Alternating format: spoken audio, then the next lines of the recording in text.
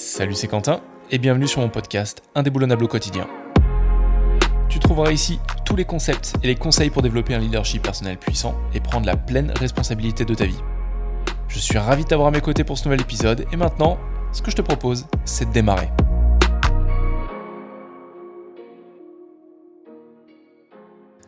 Une stratégie pour améliorer son bien-être et pour faire plutôt de ton année 2023, on va dire, de n'importe quelle autre année, une super année, c'est faire preuve de gratitude.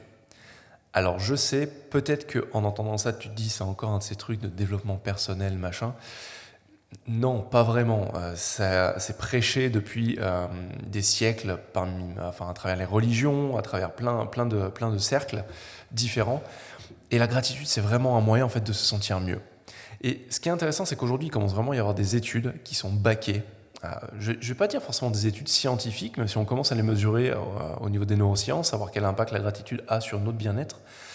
Mais il y a plutôt des études au niveau de l'organisation, au niveau de la sociologie qui sont menées dessus. Il y en a une que j'aime beaucoup, c'est celle de Shawn Achor, qu'il a sortie dans un livre.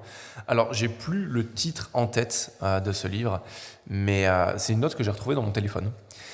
Et je trouve vraiment ce point flagrant.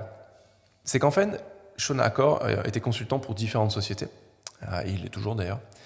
Et pour le coup, ce qu'il a fait, c'est qu'il est rentré au sein d'une de ces sociétés, il a audité plusieurs équipes, et il a mesuré leur niveau de bien-être, leur niveau de productivité, et un peu là où ils en étaient, où ces équipes en étaient, en termes d'atteinte d'objectifs.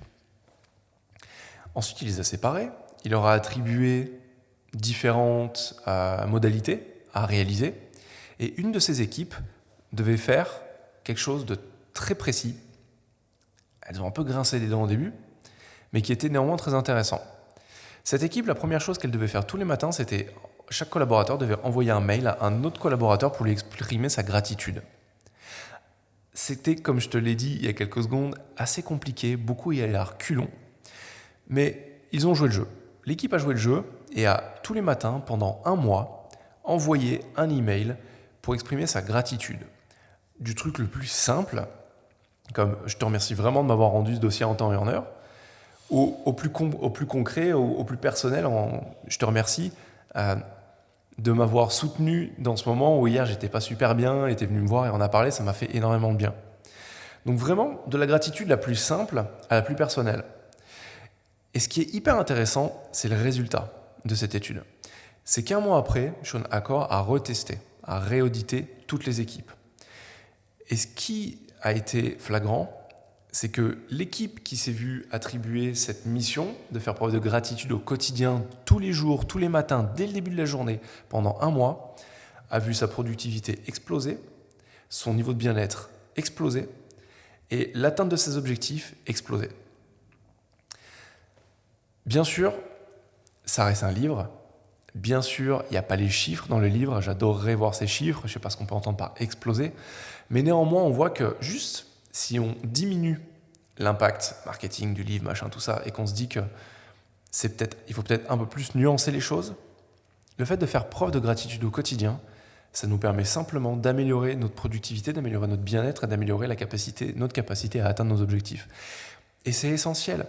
Parce qu'en fait, quand on se sent mieux, quand on se sent plus reconnaissant de la vie, de ce qu'on a, de ce qu'on vit au quotidien, les choses sont plus douces, les choses sont plus cool, les choses sont plus fluides. Ce qui enlève de l'anxiété, enlève du stress, nous fait voir le bon côté des choses. Et quand on est dans ce côté de la vie, ce côté plus positif, ce côté plus fluide, on est plus en flow avec la vie, avec l'univers, avec tout le monde, et bien les parties plus créatives de notre cerveau peuvent émerger, peuvent refaire surface. Alors qu'on le voit aujourd'hui en neurosciences, c'est expliqué dans tous les sens. Quand le stress et l'anxiété arrivent à leur paroxysme ou deviennent chroniques, font bien trop partie de notre vie, la première chose qu'elles vont faire, c'est éteindre les zones créatives de notre cerveau. Et aujourd'hui, on est dans un monde où on a besoin d'énormément de créativité. Parce que c'est pas simple tous les jours, parce qu'on est de plus en plus sur Terre, parce que tout le monde a son mot à dire, parce qu'il y a des réseaux sociaux à foison, parce que tout va extrêmement vite. Et on a besoin de cette créativité. Quand on est créatif, on se sent bien. Et surtout, c'est dans ces moments-là, dans cet état d'esprit, dans cette modalité cérébrale-là, qu'on arrive à trouver les bonnes réponses aux bons challenges de notre vie.